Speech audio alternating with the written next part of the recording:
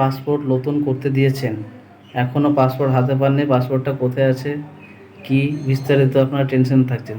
তাই টেনশন না করে আপনাদেরকে ট্র্যাক করার সিস্টেমটা দেখিয়ে দিচ্ছি। প্রথমে চলে যাবেন গুগল ক্রোমে,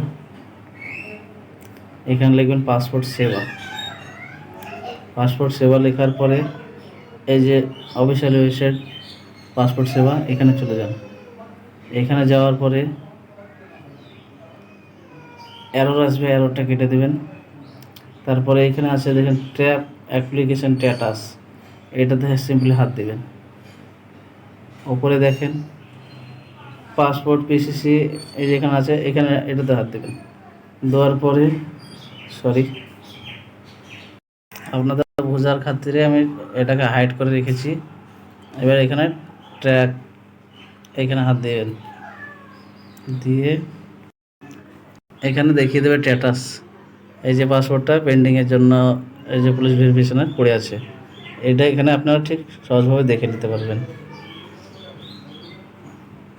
ভিডিওটা ভালো লাগলে লাইক কমেন্ট শেয়ার করুন।